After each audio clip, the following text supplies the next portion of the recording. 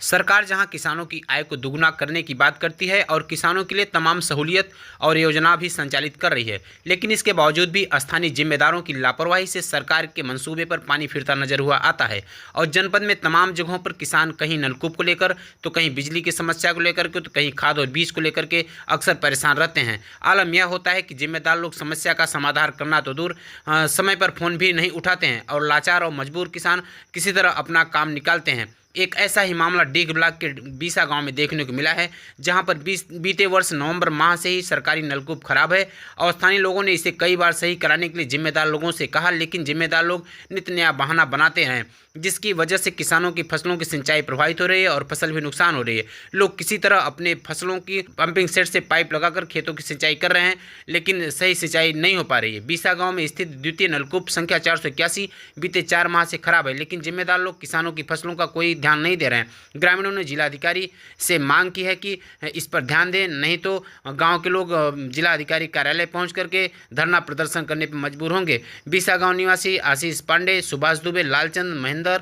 अश्विनी, रोहित समेत तमाम ग्रामीणों ने जिला अधिकारी से मांग की है कि जो बीसा गांव में नलकूप बना हुआ है इसको सही कराया जाए, जिससे कि किसानों की फसलों की सिंचाई सही ढंग से हो सके, क्योंकि इसे सही ना होने से काफ़ी दिक्कतें हो रही हैं। इसको लेकर के ग्रामीणों में काफ़ी रोष है। आइए देखते हैं ग्रामीण ने इसके बारे में क्या कहा। समस्या ये है सर जी, नवंबर से ही ट्यूबवेल को मैंने खुलवा रहा हूँ, बनवा रहा हूँ, एक बार पानी नहीं फेंक रहा है, जल जा रहा है। अधिकारी से मैंने फ़ोन करके बोल रहा हूँ, जेई नहीं फ़ोन उठा रहे हैं। एसडीओ साहब कभी काल फ़ोन उठा लेते हैं, जेई साहब को फ़ोन लगाते लगाते मर जा रहे हैं, एक भी फ़ोन नहीं उठा रहे हैं। हमारे लोग का गेहूँ आज नवंबर से ही चौथा बार हो गया, कोई विकल्प नहीं। वोल्टेज का कारण बता रहे हैं, यही मोटर चल रहा था, अब मोटर नहीं चल रही है। गेहूँ हमारा लोगों का सब सूख गया और बिजली विभाग के कहे कि वोल्टेज का प्रॉब्लम है, उसको दे दिए। एसडीओ साहब के लखनऊ भी कंप्लेन किया 1076 पे, कोई उसका जवाब नहीं मिला। तो यही कहना चाहते हैं कि हमारा इसको जैसे भी हो इसको चलवाए। हम लोग बहुत पस्त हैं, हम लोग किसान आदमी हैं, कहाँ जाएंगे और कोई इसका समाधान हो नहीं रहा है। जब भी कह रहे हैं हो जाएगा हो जाएगा। आज नवंबर से आज तक हो गया, कोई समस्या का समाधान नहीं हुआ। ना तो हम लोग जाएंगे डीएम के यहाँ धरना देंगे, कोई ना कोई उपाय करेंगे, भोजन के लिए मरेंगे थोड़ी नहीं। भदोही जिले के गोपीगंज क्षेत्र के बीसा गांव में रविवार को नवकुंडी गायत्री महायज्ञ को लेकर के बीसा में स्थित रामलीला मैदान में विधि विधान से पूजन, भूमि पूजन, ध्वज पूजन और हवन किया गया। इस दौरान यज्ञ को सकुशल संपन्न कराने के लिए लोगों को जिम्मेदारी भी दी गई और रणनीति भी बनाई गई। बीसा गांव में आगामी 1 मार्च से 5 मार्च तक 5 दिवसीय गायत्री महायज्ञ का भव्य आयोजन होगा। गायत्री परिवार के जिला संयोजक ने मां गायत्री की महिमा के बारे में लोगों को विस्तार से बताया और कहा कि संस्कृति की रक्षा के लिए संस्कार और शिक्षा की बहुत ज़रूरत होती है, क्योंकि आज देखा जा रहा है कि लोग आधुनिकता के दौर में संस्कार संस्कृति को भूल जा रहे हैं। शिक्षा तो पा रहे हैं, लेकिन वह सही से कामयाबी की तरफ नहीं ले जा रही। इसलिए लोगों को शिक्षा के साथ साथ संस्कार भी बहुत जरूरी है। इस मौके पर लोगों ने विधि विधान से पूजन और हवन भी किया। इस मौके पर अमरेश दुबे के भजनों ने मौजूद लोगों को भक्ति रस में सराबोर किया। यहाँ एक चीज़ और देखने को मिली कि भजन गायक अमरेश दुबे के 13 वर्षीय बेटे सक्षम ही तबला बजा रहे थे और बाप बेटे की जोड़ी देखकर हर कोई चर्चा कर रहा था। इस मौके पर राधेश्याम उपाध्याय ने बताया कि गायत्री परिवार की तरफ से कुछ दिनों में गांव-गांव तमाम संस्कार का आयोजन किया जाएगा, जिसमें पुरोहित और क्षेत्र के संभ्रांत लोगों की भी सहमति और सहयोग जरूरी होगी। यह आयोजन पूरी तरह निःशुल्क होगा। बीसा में आयोजित कार्यक्रम में लोगों ने विधि विधान से हवन पूजन भी किया। इस मौके पर राजेंद्र प्रसाद, सुधाकर नाथ त्रिपाठी, मनोज श्रीवास्तव, राधेश्याम उपाध्याय, वंश नारायण दुबे, रंगनाथ दुबे, गयानाथ दुबे, अमरेश दुबे राजा, विजय शंकर पांडे, रमेश दुबे, राजेश तिवारी समेत भारी संख्या में बीसा गांव तथा आसपास के गांव के लोग मौजूद रहे।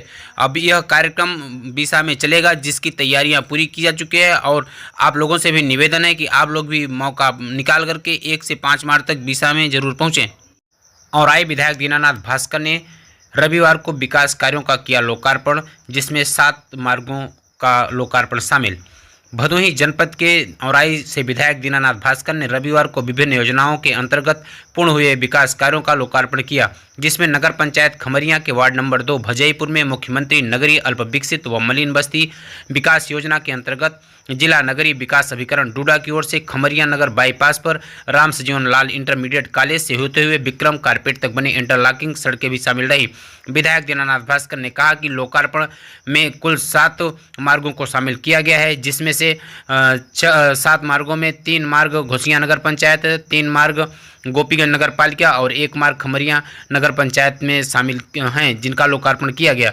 उन्होंने कहा कि आने वाले समय में विकास को और गति दी जाएगी और कहीं कोई कमी नहीं रहेगी। साथ में विधायक ने कहा कि यदि किसी को लगता है कि यहाँ पे यह काम होना है तो लोग उनको जरूर अवगत कराएं, क्योंकि विकास में कहीं भी कमी नहीं रखी जाएगी। इस मौके पर राकेश द्विवेदी, संदीप पांडे, विजय शंकर दुबे, अकील खान समेत भारी संख्या में लोग मौजूद रहे और सभी लोगों ने और विधायक दीनानाथ भास्कर का आभार भी व्यक्त किया।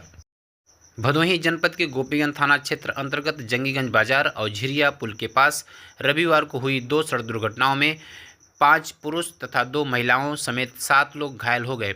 सभी घायलों को प्राथमिक उपचार के बाद वाराणसी रेफर कर दिया गया।